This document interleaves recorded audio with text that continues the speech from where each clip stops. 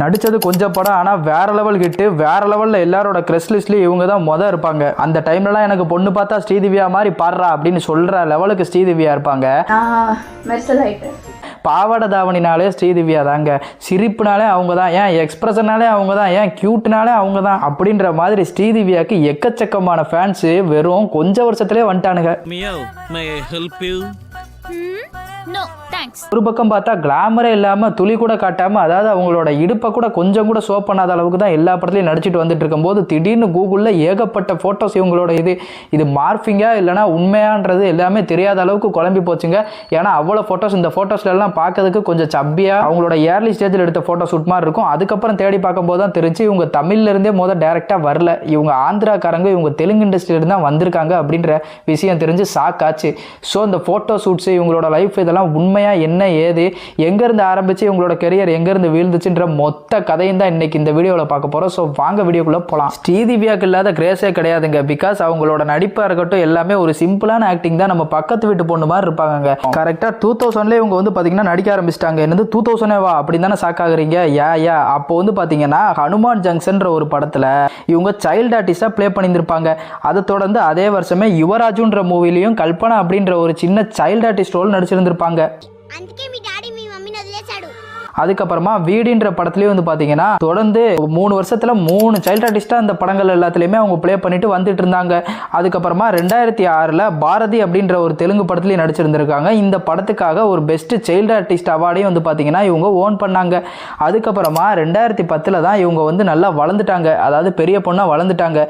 அந்நேரம் 2010 மனசாரா அப்படின்ற ஒரு மூவி தெலுங்குல ரிலீஸ் ஆகுது. தெலுங்கோட ஒரு ரொமான்ஸ் ஃபிலிம் தான் இந்த படம். இந்த படம் தான் இவங்களுக்கு லீட் ரோலாக நடித்த முதல் படம். இந்த படம் பார்த்தீங்கன்னா இவங்களுக்கு ஃப்ளாப் ஆகுது.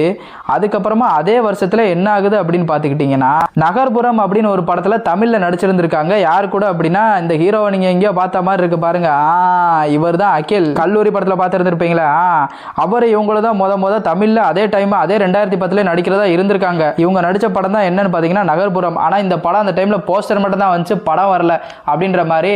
இந்த படம் ரொம்ப நாளாக வரவே இல்லை, இந்த படத்தை ட்ராப் பண்ணிட்டாங்க. ஸோ நம்ம தெலுங்குல இருக்கலாம்னு சொல்லி தெலுங்குல என்ன பண்ணியிருக்காங்க அப்படின்னு பார்த்தீங்கன்னா அதுக்கப்புறமா பஸ் ஸ்டாப் அப்படின்னு 2012 ஒரு படம் பண்ணாங்க. இந்த படமும் பார்த்தீங்கன்னா இவங்களுக்கு ஓரளவு போச்சு. இதை தொடர்ந்து மல்லிலான்னு ஒரு படம் தெலுங்குல பண்ணாங்க. அந்த படம் பார்த்தீங்கன்னா அவங்களுக்கு ஒரு ஃப்ளாப்பை தான் கொடுத்துச்சு. இந்த டைமில் தான் 2013 தமிழில் என்ட்ரி கொடுத்துருந்துருக்காங்க. இதுக்கப்புறம் தான் இவங்களோட மார்க்கெட்டு பயங்கரமாக எகிருச்சுன்னு சொல்லணும். பிகாஸ் அந்த வருஷம் தான் 2013 வருத்தப்படா வாலிபர் சங்க படம் ரிலீஸ் ஆகுது. பொன்ராம் டைரக்ஷன் பண்ணிக்காரு. சிவகார்த்திகேயனுக்கும் நம்ம ஸ்ரீதிவ்யாவுக்கும் சரியான பேர்னா அது இந்த படம்ன்ற மாதிரி. இந்த டைமில் இவங்க 2 பேரும் அவ்வளோ ஃபேமஸ் ஆனாங்க. மெயினாக ஸ்ரீதிவ்யா அந்த படத்தில் பெரிய ப்ளஸ் பாயிண்ட். ஏன்னா அவங்க ஒரு புது ஃபேஸ், புது விதமான ஆள், புது விதமான நடிப்பு. அவங்க பார்த்தீங்கன்னா நம்ம எல்லாரோட சிமிலராக, அதாவது நம்ம சைட் அடித்தா ஒரு பொண்ணு எப்படி இருக்கும் அந்த மாதிரியான ஒரு கேரக்டரில் இருந்தனால இவங்களோட அந்த எக்ஸ்பிரஷனாக இருக்கட்டும் எல்லாமே ரொம்ப பிடிச்சி போய் அந்த ஸ்கூல் பிள்ளை கெட்டப்லேருந்து அந்த தாவணி போட்டு அந்த ஊதா கலர் ரிப்பன்ற பாட்டு எல்லாமே பார்த்தீங்கன்னா அவ்வளோ செம்மையாக அவங்க பெர்ஃபார்ம் பண்ணியிருந்திருப்பாங்க. ஆளும் அவ்வளோ க்யூட்டாக இருந்திருப்பாங்க. ஓவராக சீன் போடுற மூஞ்சி மாதிரி இருந்திருக்காது. அதனால் இவங்க அந்த படத்தில் செம்ம ஹிட்டாக ஓவர் நைட்டில் ஒபாமா ஆயிட்டன்ற மாதிரி ஒபாமா ஆயிட்டாங்க. அந்த லதா பாண்டின்ற ரோல், லதா பாண்டின்ற பேரை நீங்கள் இன்னும் எங்கே கேட்டாலும் பார்த்தீங்கன்னா இந்த படத்தில் ஒரு ஸ்ரீதிவ்யா தாங்க ஞாபகம் வருவாங்க. சிவனாண்டி நீ வெத்த மகளாயா இது. அதுக்கப்புறம் என்னாச்சுன்னா 2014 ஜீவா படம் நடிக்கிறாங்க.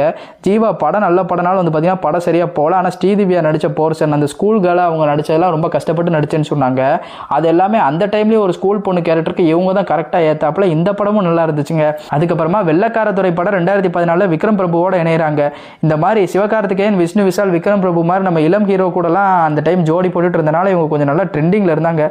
ஆனால் வெள்ளக்காரத்துறை படம் வருத்தப்பட வாலிபர் சங்கம் படத்தையவே உல்ட்டா பண்ணி எடுத்த மாதிரி இருந்தனால இந்த படம் சரியாக ஓடலை. ஆனால் இந்த படத்தில் முத இவங்க லைட்டாக கிளாமர் பண்ணியிருந்தாங்க. அந்த ஒரு சாங்கில் தான் பார்த்தீங்கன்னா ஒரு ஃபர்ஸ்ட் நைட் சீன் இந்த மாதிரியான காட்சிகள் எல்லாம் இந்த படத்தில் வச்சு லைட்டாக பார்த்தீங்கன்னா கிளாமர் பக்கம் சாய ஆரம்பிச்சிட்டாங்கன்னு நினைக்கிற மாதிரி இந்த படத்தில் இந்த ஒரு காட்சியில் பண்ணி வச்சுருந்துருக்காங்க. அதுக்கப்புறமா நம்ம இப்படியே இருந்துட்டு இருந்தால் நம்மளை பார்த்தீங்கன்னா தாவணிலே ஊறுகாய் போட்டுருவாங்க. அதனால் நம்ம பேண்ட் சட்டைக்கு மாறணும்னு சொல்லி சுடிதார் பேண்ட் சட்டைன்னு மாறின படம் தான் காக்கி சட்டை. இந்த படத்தில் சிவகார்த்திகேயன், ஸ்ரீதிவ்யாவும் இவங்க 2 பேரோட பேர் சரியான பேர். சிவகார்த்திகேயன் சிவகார்த்திகேயன் நிறைய இடத்துல சொல்லியிருக்காரு எனக்கு பிடிச்ச ஹீரோயின் அப்படின்னா ஸ்ரீதிவ்யா தானே. அவங்க 2 பேரும் மறுபடியும் இணைகிறாங்க, 2 பேரும் மாடலாக இணைகிறாங்க. போன படம் வந்து கிராமத்து படம், அந்த படம் 2 பேருக்குமே அவருக்கு ஆக்ஷன் ஹீரோவாக ஆகப்படுற படம், இவங்களுக்கு மாடர்ன் ஹீரோயின் ஆக வேண்டிய படம். ஆனால் படம் வந்து பார்த்தீங்கன்னா புட்டுக்குச்சு. படத்தில் வந்து பார்த்தீங்கன்னா எதுவுமே நல்லா இல்லைன்ற மாணி. இந்த படத்தில் இவங்களோட லவ் போர்ஷன் தவிர வேறு எதுவுமே அவ்வளோ நல்லா இல்லை. லவ் போர்ஷனும் அவ்வளோ நல்லா இல்லை. ஏதோ ஸ்ரீதிவ்யா அவங்களும் ரொம்ப ஒல்லி ஆகிட்ட மாதிரி தெரிஞ்சு இந்த படத்தில். அதுக்கப்புறம் தான் வந்து பார்த்தீங்கன்னா தெலுங்குல என்ன பண்ணாங்க அப்படின்னா வராதின்னு ஒரு படம் நடிச்சாங்க. அதுக்கப்புறமா கெரிந்தா அப்படின்னு ஒரு படம் நடிச்சாங்க. இந்த படமும் ஓரளவுக்கு இவங்களுக்கு டீசெண்டாக போய்கிட்டு இருக்கும் போது தான் நம்ம இஞ்சி இடுப்பழகி படம் இருக்கு பாருங்க, அந்த படத்தில் என்ன பண்ணியிருக்காங்க, ஃபர்ஸ்ட் டைம் கேமியோ அப்பியரன்ஸ் பண்ணியிருக்காங்க. அதுக்கப்புறமா அதே 2015 அதர்வாவோட ஈட்டி படத்தில் நடிக்கிறாங்க. ஈட்டி படத்தில் இவங்க 2 பேரோட பேர், இவங்க 2 பேரோட லவ், இந்த பாட்டு எல்லாமே செம்ம பக்காவாக பொருந்தினால இந்த படமே உங்களுக்கு ஒரு செம்ம ஹிட் ஆச்சுங்க. அதுக்கப்புறம் 2016 என்ன பண்ணியிருக்காங்க, பெங்களூர் டேசம் நம்ம ஊரில் ரீமேக் பண்ணுறேன்னு சொல்லி தமிழில் ரீமேக் பண்ணி வச்சிருந்திருக்காங்க. அந்த படம் தான் பெங்களூர் நாட்கள். இந்த படத்தில் பல பட்டாளம் நடிச்சிருந்தாலும் நம்ம மலையாள படத்தில் நடித்த நஸ்ரியாவோட மெயின் ரோலை யார் நடிக்கான்னு பார்த்தா அந்த மாதிரி எங்கள் ஊரில் ஒரு நஸ்ரியா இருக்காடான்னு சொல்லி நம்ம ஸ்ரீதிவ்யாவை போட்டு வச்சுருந்தாங்க. படத்தில் அவங்களோட பெர்ஃபார்மன்ஸும் டீசெண்டாக அந்த மாங்கல்யம் சாங்கெல்லாம் நல்லா பண்ணியிருந்தாங்க. பட் படம் சரியாக ஓடல. அதுக்கப்புறம் என்ன பண்ணாங்கன்னா முன்னாடியே ஜிவி பிரகாஷ் ஹீரோ ஆகும்னு சொல்லி ஃபஸ்ட்டு எடுத்த படம் தான் பென்சில் படம். ஆனால் அந்த படத்தை நீண்ட நாள் கடப்பில் அப்படியே போட்டாங்க. அந்நேரம் வந்து ஸ்ரீதிவ்யாவும் ஆளு பார்க்க குட்டியாக இருந்திருப்பாங்க. இந்த படத்தை நம்ம சவுத் கொரியன் படத்தோட த 4th பீரியட் மிஸ்ட்ரின்ற படத்தை பேஸ் பண்ணி தான் அப்படியே ஆட்டையை போட்டு எடுத்திருந்திருப்பாங்க. இந்த படத்தை ஸ்ரீதிவ்யா கிட்டத்தட்ட வர வேண்டிய படம். ஆனால் படம் வந்து இவ்வளோ தள்ளி போச்சுன்ற மாதிரி தள்ளி போய் இந்த படத்தை ரிலீஸ் பண்ணாங்க. படம் சரியாக ஓடல, புட்டுக்குச்சு. அதுக்கப்புறமா தான் 2016 அதே வருஷமா என்னாச்சுன்னா இவங்களுக்கு தொடர்ந்து வந்து நிறைய படங்கள் வந்துருச்சு. பெங்களூர் நாட்கள், பென்சில், மருது, ரெமோ, காஷ்மோரா, மாவீரன் கிட்டுன்னு 6 படம் நடிச்சாங்க. இதுக்கப்புறம் இவங்க எங்கேயா போக போகிறாங்கன்னு நினச்சாங்க. அந்த டைமில் தான் மருது படம் ரிலீஸ் ஆக போகுது. மருது படம் எங்கள் ஊரில் எடுத்த படங்க. அந்நேரம் என்ன பண்ணாங்கன்னா ஸ்ரீதிவ்யா வந்திருக்காடா அப்படின்னு எல்லாம் சொல்ல, நானும் வந்து பார்த்தீங்கன்னா என் ஃப்ரெண்ட்ஸ் எல்லாரோடையும் ஸ்கூலை கட் அடிச்சுட்டு ஓடி போய் சைக்கிள் எடுத்துகிட்டு ஷூட்டிங் பார்க்கணும்னு சொல்லி அந்த டைமில் 6 வாரமாக போய் பார்த்தேன். பார்க்க கண்ணாடியாட்டம் இருந்தாங்க நேரில். அந்த மாதிரியான அழகு நம்ம ஸ்ரீதிவ்யா. உண்மையிலே அந்த டைமில் அவங்கெல்லாம் க்ரெஸ்ஸாக தெரிஞ்சதுக்கு வந்து இதுதான் காரணன்ற மாதிரி நானே கண்ணால் பார்த்து தெரிஞ்சுக்கிட்ட மாதிரி தான் நேரில் அவங்க இருந்தாங்க. அதுக்கப்புறமா நம்ம முத்தையா படனாலே ஹீரோயின்ஸ் எல்லாமே கொஞ்சம் ரக்கடாக இருப்பாங்க, டே அப்படின்ற மாதிரி தான் பேசுவாங்க, எதிர்த்து அடிப்பாங்க. அப்படி ஒரு ரோல் இந்த படத்தில் ஸ்ரீதிவ்யா கொடுக்க, ஸ்ரீதிவ்யாவும் இந்த படத்தை ஏற்றுக்கிட்டு நடிக்க, ஓரளவு அவங்களோட ரோல் எல்லாமே இந்த படத்தில் நல்லா தான் இருந்துச்சு, நல்லா தான் பிக்கப் ஆச்சு. ஆனால் படம் நல்லா இருக்கணுமேன்ற மாதிரி படம் வந்து நல்லா இல்லாதனால, அதையும் மீறி இது ஒரு ஜாதி படம் அப்படின்றதுனால, ஜாதி ஹீரோயாக நடிச்சிட்டனால இந்த இதான் இவங்க வந்து பார்த்தீங்கன்னா இவங்க ஃபாலோ ஆகிறதுக்கு ஒன் ஆஃப் த மெயின் ரீசனான ஒரு விஷயம் ஆகிப்போச்சு. பிகாஸ் இந்த படத்தில் கொஞ்சம் நம்ம விசாலனை கூட கிளுகிளுப்பாக வேறு நடிச்சு வச்சுருந்துருப்பாங்க ஒரு சில இந்த பாட்டு இதிலலாம். இதுக்கப்புறம் வந்து பார்த்தீங்கன்னா அவ்வளோதான் அப்படின்ற மாதிரி நினச்சிக்கிட்டு இருக்கும்போது ரெமோ படம் ரிலீஸ் ஆச்சு. ரெமோ படத்தில் புதுசாக நம்ம சிவகார்த்திகேயன் என்ன பண்ணிட்டார், துரோகம் பண்ணிட்டார். அதாவது கீர்த்தி சுரேஷை வந்து நம்ம ரஜினி முருகனில் கூட்டு வந்த மாதிரி ரெமோவில் மறுபடியும் கூட்டு வந்து, அதாவது இவங்களுக்கு வந்து வருத்தப்பட வாலிபர் சங்கத்தில் கூட்டு வந்து காக்கி சட்டையில் ஃப்ளாப் அடிச்சிட்டாங்க. ஆனால் அங்கே ரஜினி முருகன் ஹிட்டு, ரெமோலே வந்து பார்த்தீங்கன்னா கீர்த்தி சுரேஷை மாடர்ன் ஆக்குறேன் தாவணியிலேருந்து சொல்லி மாடர்ன் ஆக்கி இந்த படத்தில் பயங்கரமாக காட்டி விட்டாங்க கீர்த்தி சுரேஷை. அதுக்கப்புறம் கீர்த்தி சுரேஷுக்கு பயங்கர ஃபேன்ஸ் வந்துருச்சு. ஆனால் இந்த படத்தில் என்ன பண்ணியிருப்பாங்கன்னா அந்த ஏரில் வந்து இவங்களை வந்து கேமியோ கூட்டு வந்துருந்துருப்பாங்க கிளைமேக்ஸில்.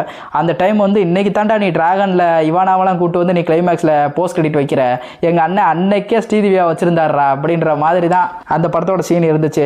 அதுக்கப்புறம் நம்ம கார்த்தியோட முறை நடிக்க போகிறாங்க. கார்த்திக் கொஞ்சம் அந்த நேரம் பெரிய ஆக்டர், அவரோட காஷ்மோரா படம் சரியான ஹைப். அந்த டைமில் அந்த போஸ்டர்லாம் ஒட்டி வச்சு அந்த கெட்டப்பெல்லாம், ஆனால் படம் நாசமாச்சு, அது 2வது கதை. ஆனால் இந்த படத்துலையும் இவங்களை வந்து பார்த்தீங்கன்னா வெட்டியாக தான் போட்டு வச்சுருப்பாங்க. படமும் வந்து பார்த்தீங்கன்னா ஃப்ளாப் ஆயிடுச்சு. அதுக்கப்புறமா என்ன பண்ணியிருக்காங்கன்னா நம்ம ஜீவா படத்துக்கு அப்புறம் விஷ்ணு விஷால் கூட மாவீரன் கிட்டு மறுபடியும் நடிக்கிறாங்க. அந்த படமும் ஊற்றிக்கிச்சு. அதுக்கப்புறமா நம்ம அடுத்த வருஷம் சங்கிலி முங்கிலி கதவை திறன்ற படம், பேய் படம். அந்த டைமில் பேய் படத்தெல்லாம் காமெடி எடுத்தால் நல்லா கல்லா கட்டிக்கிட்டு இருந்தாங்க. அந்த டைமில் கல்லா கட்டினாலும் பரவாயில்ல, ஒரு சில படம்லாம் வந்து பார்த்தீங்கன்னா வந்ததும் தெரியல போனதும் தெரியல மாதிரி ஆயிட்டு காலம். அதனால் என்னாச்சுன்னா சங்கிலி முங்கிலி கதவை திற படம் ஜீவாக்கு இருக்கிறதுலே அட்ரு ஃப்ளாப்பாக அமைஞ்ச மாதிரி ஸ்ரீதிவ்யாவுக்கும் அட்ரு ஃப்ளாப்பாக அமைஞ்சிச்சு. அதுக்கப்புறமா மேடம் எங்கே போனாங்கன்னு தெரியல, வந்தாங்கன்னு தெரியல. ஆனால் இவங்களுக்குள்ளே வந்து பார்த்தீங்கன்னா கவர்ச்சி அப்படின்றது துளி கூட கிடையாதுங்க. அந்நேரம் என்னாச்சு அப்படின்னு வந்து பார்த்தீங்கன்னா கூகுளில் இவங்களோட கொஞ்சம் கவர்ச்சியான புகைப்படங்கள், இவங்களோட ஹாட் மாடல் ஃபோட்டோ ஷூட் எல்லாமே நிறைய வந்து பார்த்தீங்கன்னா விதவிதமாக இருந்துச்சு. ஒரு ஃபோட்டோ 2 ஃபோட்டோனா ஃபேக்குன்னு சொல்லலாங்க. ஆனால் கிட்டத்தட்ட 20, 25, 30 ஃபோட்டோக்கு மேலே கிட்டத்தட்ட அதெல்லாம் பார்க்கும்போது எப்படி இருந்துச்சுன்னா ஒரிஜினல் மாதிரி தான் இருந்துச்சு. அவங்க அந்த டைமில் எப்படி ஆள் பார்க்க, ஐ மீன் ஏர்லி ஸ்டேஜில் எப்படி சப்பியாக இருந்திருப்பாங்க, இப்போ வேணால் அப்படி ஆயிருந்திருக்கலாம். பட் ஏர்லி ஸ்டேஜில் ஆள் பார்க்க கொஞ்சம் குண்டா அந்த மாதிரி கொஞ்சம் ரியலிஸ்டிக்காக தான் அந்த ஃபோட்டோலாம் இருந்துச்சு. அதுக்கப்புறம் நான் அந்த ஃபோட்டோஸை எப்படியா ரிசர்ச் பண்ணி இது உண்மையாக பொய்யா கண்டுபிடிக்கணும்னு சொல்லி அடித்து பார்த்தேங்க. ஆனால் என்னால் கண்டுபிடிக்கவே முடியலை. பிகாஸ் இது பார்க்க கிட்டத்தட்ட ஒரிஜினல் மாதிரி தான்டா இருக்குன்னு சொல்லி இருக்கிற ChatGPT மாதிரி இருக்க எல்லா பிட்டியும் சொல்லிட்டாங்க. அதுக்கப்புறம் நான் நிறையா யூடியூப் சேனல்ஸ் அதில் எல்லாத்தையும் தேடி பார்த்தேன். அதுக்கப்புறம் தான் நிறைய பேர் ஒரு சில விஷயத்த சொன்னாங்க. அதாவது இவங்க தமிழ் சினிமாவில் வந்து பார்த்தீங்கன்னா இப்போ தான் ஹோம்லியாக நடித்து வந்து ஹிட்டானது அவங்களுக்கு ஒரு அன்எக்ஸ்பெக்டடான ஹிட்டு. ஆனால் அதுக்கு முன்னாடியே இந்த மாதிரி விஷயங்கள் விஷயங்கள் எல்லாமே வந்து பார்த்தீங்கன்னா அவங்க ஃபோட்டோ ஷூட் பண்ணியிருந்திருக்காங்க ஒரு மாடலுக்காக. ஏன்னா பிகாஸ் இவங்க எங்கேருந்து வந்தாங்க, தெலுங்கு சினிமா, அதனால் சான்ஸ் இருக்குது இந்த ஃபோட்டோ ஷூட்லாம் ரியலிஸ்டிக்காக இருக்கிறதுக்கு. பட் இவங்க ஃபேமஸ் ஆனதுக்கு அப்புறமா தான் இது எதையுமே வந்து பார்த்தீங்கன்னா இவங்க ரிவீலும் பண்ணல, இதை பற்றி பேசலை அப்படின்றது. அதுவும் 40-50க்கு மேலே இந்த ஃபோட்டோஸ் எல்லாமே கூகுளில் இன்னும் அப்படியே கிடக்குதுங்க. ஏன்னா அந்த காலத்தில் 2012 காலத்தில் 13 காலத்துலலாம் இவ்வளோ ஃபோட்டோஸை இப்படி மார்க் பண்ணுற டெக்னாலஜிலாம் வந்துச்சான்னு சத்தியமாக தெரில. இதை பார்க்க ஏஐ மாதிரி கண்டுபிடிக்கவும் முடியல. இந்த ஃபோட்டோஸில் இருக்கிற ஒரிஜினல் ஃபேஸும் வந்து பார்த்தீங்கன்னா எதுலேயுமே மேட்ச் ஆகலை. ஸோ எனக்கு என்னமோ இது ரியல் தான் நம்புகிறேன் அவ்வளோதான். ஆனால் ரியல்னு சொல்லலை. ஸோ இந்த ஃபோட்டோஸ் பற்றி கான்ட்ரவர்சி என்னன்னே தெரில. இந்த டைமில் தான் இவங்க என்ன பண்ணியிருக்காங்கன்னா ரொம்ப குடிக்கு, அதாவது போதைக்கு அடிமையாயிட்டாங்கன்ற மாதிரி நிறைய பேர் சொன்னாங்க. அதனால் நிறைய பட வாய்ப்பு எதுவும் சரியாக அமையலை, நிறைய படத்துக்கு எதுவும் சரியாக போகல. அது மட்டும் இல்லாமல் இவங்க வந்து ஃபஸ்ட்டு ஒரு படம் பண்ணியிருந்தாங்க. அந்த படத்தோட ப்ரொடியூசர்கிட்ட வந்து படம் பண்ணி தரேன்னு சொல்லிட்டு இவங்க படம் பண்ணாமல் போய் அதுக்கப்புறமா இவங்க ஹிட் ஆனதுக்கப்புறம் அவங்க வந்து படம் பண்ண சொல்லி கேட்டதுக்கப்புறமா நான் பெரிய ஹீரோயினு இனிமேல் அந்த படம்லாம் பண்ண மாட்டேன்னு இவங்க சொல்லி ரிஜெக்ட் பண்ணதாகவும் இவங்க மேலே வந்து பார்த்தீங்கன்னா நடிகர் சங்கத்தில் கேஸ் கொடுத்ததாகவும் நிறைய சரக்கு அடிச்சு குடிபோதையில் வந்து பார்த்தீங்கன்னா இவங்க டான்ஸ் ஆடுற மாதிரி வீடியோலாம் வைரல் ஆச்சுன்ற மாதிரி அந்த டைமில் பேசிட்டு வந்தாங்க. இதுக்கெல்லாம் முற்றுப்புள்ளி வைப்பாங்களான்ற மாதிரி எந்த இடத்துலையுமே இவங்க எதுவும் பேசலை. சரி, சோசியல் மீடியாலேயாவது கொஞ்சம் ஆக்டிவாக எல்லாம் போட்டு இருந்தாங்க. கொஞ்ச நாள் சோசியல் மீடியாலே ஆளை காணோம். அதுக்கப்புறமா இந்த மெய்யழகன் டைமுக்கு அப்புறமா தான் சோசியல் மீடியா கம்பேக்கே கொடுத்துருந்துருக்காங்க. அப்போ தான் ஃபேன்ஸ் எல்லாம் கேள்வி கேட்டுருந்துருக்காங்க, பாஸ்வேர்டு இப்போ தான் உங்களுக்கு தெரிஞ்சிருக்கா இன்ஸ்டா பாஸ்வேர்டுன்ற மாதிரி. ஸோ இப்போ தான் சோசியல் மீடியாவே ஆக்டிவ் பண்ணி வந்துக்கிட்டு இருக்காங்க. கொஞ்ச நாளாக காணாமல் போயிட்டாங்க. இதுக்கப்புறம் என்னாச்சு அப்படின்னு பார்த்தீங்கன்னா 2022 தான் ரொம்ப நாளுக்கு அப்புறமா படத்துக்குள்ளே வராங்க, கம்பேக் கொடுக்குறாங்க. ஜனகணமன படத்தில் ஒரு சின்ன ரோல் நடிச்சிருந்திருக்காங்க அந்த மலையாள படத்தில். அதுக்கப்புறமா இவங்க வந்து இந்த நகர்புறம்னு ஒரு படம் நடிச்சாங்கன்னு சொன்னேன் பாருங்க, டிராப் ஆச்சு. அந்த படத்தை என்ன பண்ணாங்க அப்படின்னா 12 வருஷத்துக்கு அப்புறமா யூடியூப்ல எடுத்து இப்போ தான் ரிலீஸ் பண்ணி வச்சிருந்திருக்காங்க அந்த படத்தை. அதுக்கப்புறம் 2023 ரொம்ப வருஷத்துக்கு அப்புறமா என்ன பண்ணுறாங்க, நம்ம தமிழ் சினிமா கம்பேக் கொடுக்குறாங்கன்னு எடுத்த படம் தான் ரைடு. ஆனால் இந்த படமும் வந்து பார்த்தீங்கன்னா புட்டுக்குச்சு. இந்த படம் அவ்வளோ கிரிஞ்சாக இருக்கும். அதுக்கப்புறமா 2024 தான் போன வருஷம் தான் மெய்யழகன் படம் ரிலீஸ் ஆச்சு. இந்த படத்தில் தான் நம்ம கார்த்தியோட ஒய்ஃபாக ஒரு சின்ன ரோல் ப்ளே பண்ணியிருந்திருக்காங்க. சூப்பரான ரோல், அவ்வளோ செம்மையாக அவ்வளோ அழகாக அந்த படத்தை இவங்க தாண்டா அப்படின்ற சொல்கிற மாதிரி ஒரு அழகான ஒரு தமிழ் பெண் எப்படி இருப்பாங்களோ அந்த மாதிரி நல்லா காட்டியிருந்தாங்க.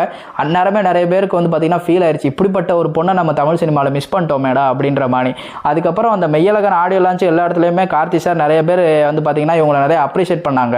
நிறைய பேர் வந்து பார்த்தீங்கன்னா கேள்வி கேட்டாங்க, ஏன் இந்த மாதிரி லாங் கேப் எடுத்திருக்கீங்க, ஏன் இந்த மாதிரி பிரச்சனை, நீங்கள் மறுபடியும் சினிமாவுக்கு வருவீங்களா அப்படின்னு கேட்டப்போ ஒரு சின்ன ஸ்மைலோட கண்டிப்பாக வருவேன்ற மாதிரி சொல்லி அவங்களோட கான்போவை அந்த இடத்துல முடிச்சிருந்தாங்க. பட் இதுக்கப்புறம் 2025 முடிய போகுது. ஆனால் 2025 எந்த படத்துலையும் இவங்க வந்த மாதிரி தெரியல. இதுக்கப்புறம் இவங்க என்ன பண்ணுறாங்கன்னு தெரியல. இவங்களோட அப்கமிங் ஃபிலிம்ஸும் கிடையாது. ஆனால் இவங்க இடையில வந்து பார்த்தீங்கன்னா கொஞ்ச நாள் சினிமா விட்டு டிசப்பியர் ஆனாங்க பாருங்க. அந்த டைமில் இவங்க வந்து பார்த்தீங்கன்னா ரொம்ப போதைக்கு அடிமையாயிட்டாங்க அப்படின்னு சொன்னாங்களே, அதுவும் எந்த அளவுக்கு உண்மைன்றது தெரியல. அதுக்கப்புறம் ரெண்டாவது என்னன்னா அந்த ஃபோட்டோ ஷூட் எதுவும் எந்த அளவுக்கு உண்மைன்றது எனக்கு தெரியல. ஏன்னா இவங்க இதுக்கப்புறம் வந்து பார்த்தீங்கன்னா கிளாமரில் குதிச்சிருந்துருக்கலாம். பிகாஸ் அந்த டைமில் வந்து கிளாமர் அப்படின்ற ஒன்றை வச்சு தான் நம்ம த்ரிஷாமா நிறைய பேர் வந்து அந்த டைம் ஃபீல்ட் அவுட் ஆகிட்டு இருந்த டைம், இந்த 2016-17 டைமில். அப்போலாம் கிளாமர்னு ஒரு விஷயத்தை வச்சுட்டா கொஞ்சமாக இந்த சுந்தர்சியோட படங்கள் அப்படின்ற படங்கள், ராகவா லாரன்ஸோட படங்கள் மாதிரி படங்கள்லாம் எல்லாம் கல்லா கட்டிட்டு வந்தாங்க. அந்த மாதிரி டைமில் எல்லாரும் பார்க்கக்கூடிய சுந்தர்சி, ராகவா லாரன்ஸ் மாதிரி ஒரு காமெடி படம், ஒரு பேய் படம், அது மட்டும் இல்லாமல் கொஞ்சம் பெரிய டாப் ஆக்டராக இருக்கிற சூர்யா, விக்ரம், நம்ம விஜய் அஜித் மாதிரி படங்கள் எதுலேயுமே இவங்க நடிக்காதான் பெரிய பிரச்சனை.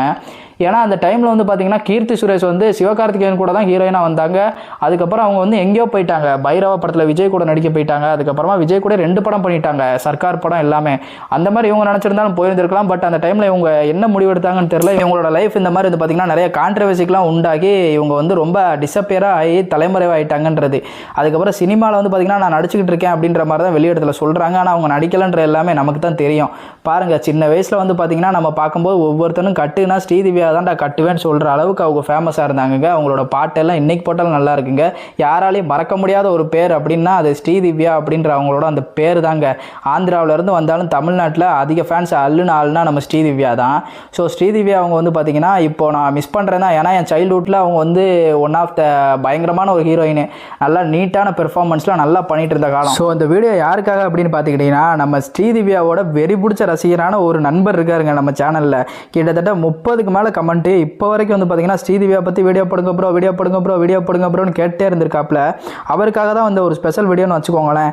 இதே மாதிரி மேக்ஸிமம் எல்லாரை பற்றியும் பேசுகிறதுக்கோ எல்லாரை பற்றியும் கவர் பண்ணுறதுக்கு நான் ட்ரை பண்ணுறேன். அதுக்கு நீங்கள் என்ன பண்ணணும் அப்படின்னா நம்ம சேனலில் ஃபஸ்ட்டு ஒரு சப்ஸ்கிரைப் தட்டி நம்ம சேனலில் ஜாயின் பண்ணிக்கோங்க. தென் நிறைய பேரை பற்றி நம்ம தெரிஞ்சுக்கலாம்.